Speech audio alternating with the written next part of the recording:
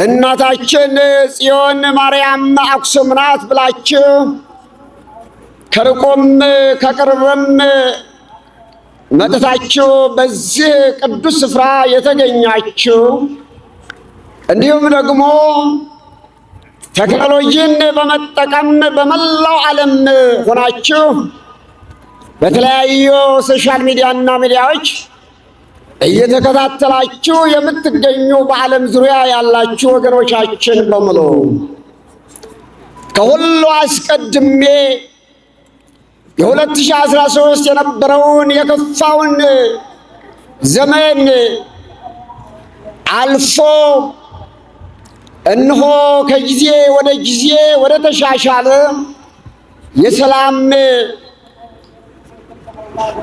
ብርሃን ወደ ታየበት ደርሰን እንዲሁ ይልቁንም ደግሞ በዛሬው ዓመት ከአምናው በተሻለ መልኩ እንዲሁም በብዛት ተገኝተን እግዚአብሔርን እንድናመልክ በቅተናልና ይህንን እድልና ጊዜ የሰጠን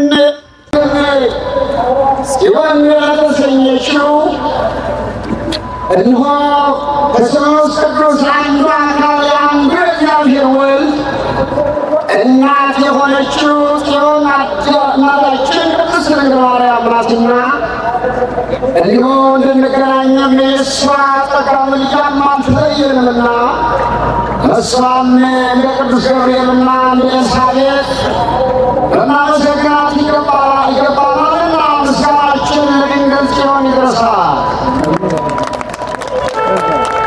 የተወደዳችሁ የእግዚአብሔር ቤተሰቦች ጊዜ አልወስድባችሁም። ዛሬ ከዚህ ተሰብስበን የተሰበሰብንባት ከተማ በዚህ በተሰበሰብንበት ከተማ እግዚአብሔርን ማምለክ የተጀመረው እንደ ሌሎቹ ክፍለ ዓለማት ዘግይቶ አይደለም።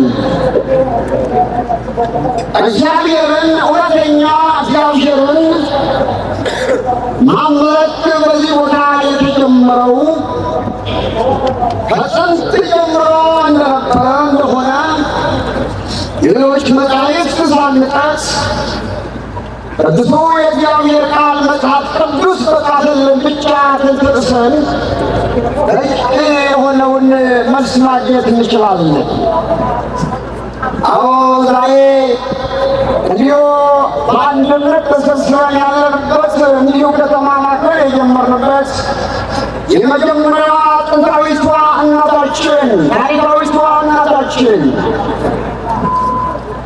በእውነት ልዩ የሆነች እናታችን መጽሐፍ ቅዱስም ደጋግሞ ስሟን የጠራት ከድንግል ማርያም የተወለደው ኢየሱስ ክርስቶስም ሳይቀር በቅዱስ ወንጌሉ ንግሥተ አዜብ ስትነሳ የአዜብዋ ንግሥት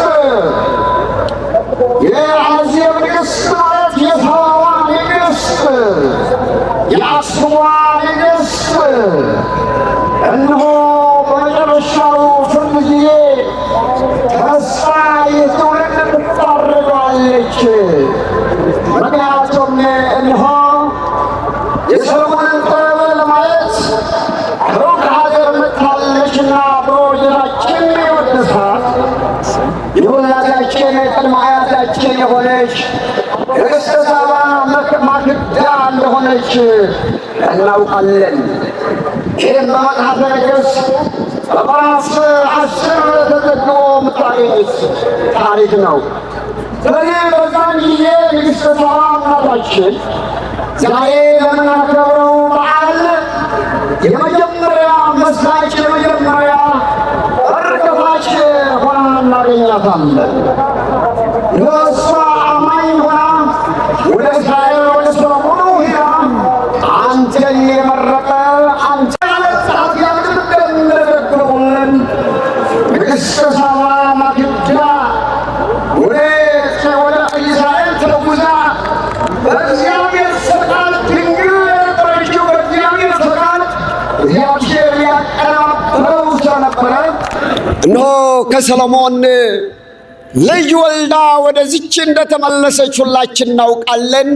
በዚያ ምክንያትም እንደገና ቀጥለን ከሕገ ልቦና ወደ ሕገ ብሉይ ወደ ሕገ ብሉይ ማለት ወደ ኦሪቱ ስርዓት ወይ ደግሞ በእግዚአብሔር እንደ እስራኤል በጁዳይዝም እምነት እንድንጸና አንድ እግዚአብሔር እንድናመልክ የሆነውም ለዚህም ከ800 ዓመታት በላይ አክሱም ኢየሱስ ክርስቶስ ከብርክት እናታችን ድንግል ማርያም በተወለደ ጊዜም አክሱማውያን ቤተልሔም ተገኝተው እነሆ ስጦታቸውን አቅርበዋል።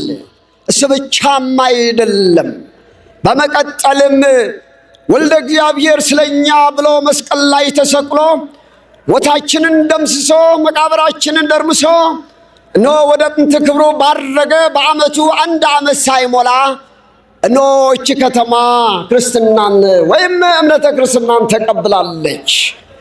አዎ ይህ መጽሐፍ ቅዱስ ነው።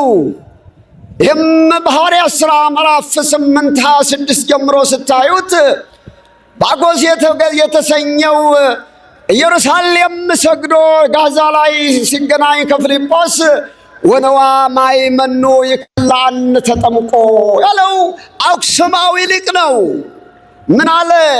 እነሆ እንግዲያማ ውሃ ከዚህ አለ እንዳልጠመቅ የሚከለክለኝ ምንድን ነው ብሎ ሲናገር ማድረግ ያለብህ እሱ ከነገረው ኢየሱስ ክርስቶስ መሲህ የእግዚአብሔር አብ ልጅ እንደሆነ አምናለሁ ብሎ ተጠምቆ ወደዚች ከተማ መጥቶ በ34 ዓመተ ምህረት አክሱም ጌታ ባረገ በዓመቱ ክርስትናን ወይም ደግሞ ጥምቀተ ክርስትናን ተቀብላለች። ሊቃውንቶቻችን ብዙ ጸሐፊያን ሊቃውንት እንዳሉት እንደነ አውሳቢዮስ የመሳሰሉ ሊቃውንት እንዳሉት ለአክሱማውያን ወይም እንደ ዘመኑ እንዳሁኑ አጠራር ለኢትዮጵያውያን ሌላ ሐዋርያ አልተላከላቸውም። የመጀመሪያው ሐዋርያቸው ባኮስ ነበረ ብሎ ነው የመሰከረው።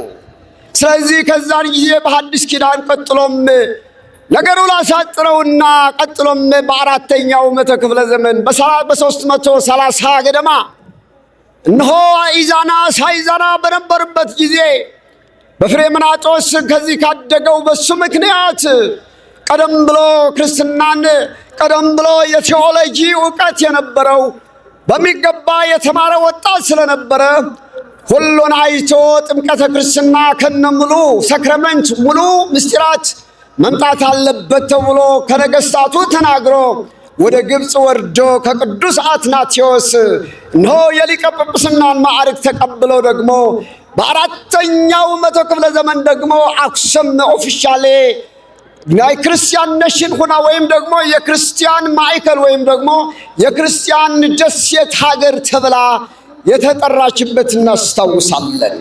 ስለዚህ ከዛን ጊዜ ጀምሮ አክሱም ይህንን የመሰለ እምነት ያላት ከተማ ነው ያላችሁና እንኳን ደስ አላችሁ፣ እንኳን ወደ እናታችሁ ወደ ጽዮን በሰላም መጣችሁ።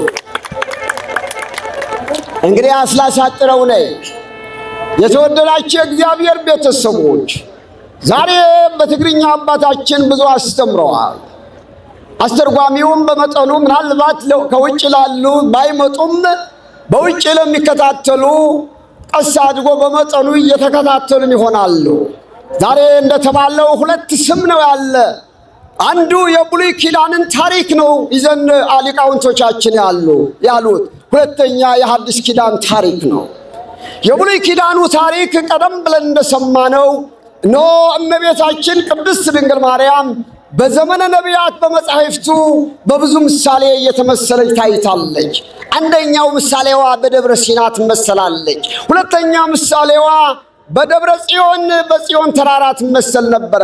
ሶስተኛው ደግሞ በታቦተ ሙሴ ወይ ደግሞ በጽላተ ሙሴ። እነዚህ 3ቱ የድንግል ማርያም ምሳሌዎች ነበሩ። ጽዮን እንዴት ትመሰላለች ካላችሁ፣ ጽዮን ማለት የእግዚአብሔር ከተማ ናት። ጽዮን ማለት የእግዚአብሔር ማደሪያ ናት። ዳዊት እንዳለው እስመ ሐረያ እግዚአብሔር ለጽዮን፣ እግዚአብሔር ጽዮንን መርጧታልና ከመትኩነ ማሂደሮ ማደሪያው ትሆነው ዘንድ እሱ ጽዮን እግዚአብሔር መርጠዋል እንደተባለ እነሆ አማናዊት ጽዮን ደግሞ የሱ ማደሪያ ትሆን ከሴቶች ሁሉ ተለይታ እንከን ያልተገኘላት ብርክት ዘር ድንግል ማርያም ለዛች ኦሪታዊት አማናዊት ምሳሌዋ ጽዮን ድንግል ማርያም ናት። ምክንያቱም ከጽዮን ድንግል ማርያም የእግዚአብሔር አብ የባሕርይ ልጅ ኢየሱስ ክርስቶስ ተወልደዋልና። ሁለተኛ ሲናት ምሳሌዋ ናት። በሲና የወረደው ምንድነው? በሲና የወረደው ነበልባል ድምፅና እሳት ጢስ ነው የወረደው። ያ ቃል ነው የተሰማው። እንግዲህ አማናዊት ደብረ ሲና ድንግል ማርያም ደግሞ ያ ቃል መጀመሪያ ነበር፣ ያ ቃል በእግዚአብሔር ነበር፣ ያ ቃል እግዚአብሔር ነው የተባለውን አማናዊ ወልደ እግዚአብሔር ቃለ እግዚአብሔር ኢየሱስ ክርስቶስ በመውለዷ እነሆ ይህንን በሱ ትመሰላለች። ስለዚህ ታቦተ ጽዮንም እንደስነውና እንኳን በሰላም መጣችሁልን እያልኩኝ አንድ ነገር ማስታወሳችሁ ነገር አለ። አዎ ደምቀናል። አዎ ብዙ ሰው ተሰብስበዋል። አዎ ፊታችን በራ ብለዋል። እውነቱን ልንገራችሁ፣ ነገር ግን እንደኔ እምነት እንደ ብዙዎቻችንም ላያችን እንዲህ ማማሩ እግዚአብሔር ይመስገን። ነገር ግን ትግራይ ይህንን በዓል ስታከብር ደግሞ ከዚህ ከተሰበሰብነው በላይ በሚሊዮን የሚቆጠር ዜጋችን ግን አሁንም ቢሆን በረሃብ አለንጋ እየተቆላ ነው። አሁንም ቢሆን የጥይት ድምፅ ነው የጠፋ እንጂ አሁንም በየተንዳውና በየሸልተሩ አሁንም ዜጎቻችን በሚሊዮን የሚቆጠሩ አደጋ ውስጥ ነው ያሉ። አሁንም እናቶቻችን፣ ሕፃናቶቻችን ያለ ምግብና ያለ መጠለያ በችግር ውስጥ ነው እየማቀቁ ያለው። የፕሪቶሪያ ውል ቢፈራረሙም እነሆ የተፈራረሙት የኢትዮጵያ መንግስትም ሆነ ከሱ ጋር የፈረመው TPLF ወይም ደግሞ አሁን ሁላችሁ የትግራይ ክልላዊ መንግስት በአግባቡና በጊዜው ሳይፈጽሙ በመቅረታቸው ከዚህ የበለጠው ህዝባችን ግን የሚላስና የሚቀመስ አጥቶ እንባው እንደ ሰን ውሃ እየፈሰሰ እንባው አጥቶ ደም እያለባ ደም አልቆ መግል ቋጥሮ እናቶቻችን በችግር እንዳሉ ልናስታውሳቸው ይገባል። ስለዚህ የመጨረሻው መልእክቴ በዓለም ሁሉ ያላችሁ ከዚህም ያላችሁ ለዚህ ህዝብ ለትግራይ ህዝብ በመከራና በውስጥ ላለው ህዝብ ሁላችሁም የሰላም አምባሳደሮች ሆናችሁ እንድትሄዱ ሁላችሁም በመንግስት በኢትዮጵያ መንግስትም ሆነ ከሱ ጋር በፈረመው ህዝቡ ወደ ቀየው ወደ ርስቱ ወደ ጉልቱ ወደ ንብረቱ እንዲመለስ ሁላችሁ እንደ 2013 ድምጻችሁ ሳይዘጋ ሁላችሁ በየአደባባዩ ህዝቡ ወደ ጥንቱ ወደ ክብሩ ይመለስ ብላችሁ እንድትጨሁ መልእክቴን አስተላልፋለሁ። ስለነበረን ጊዜ አመሰግናለሁ።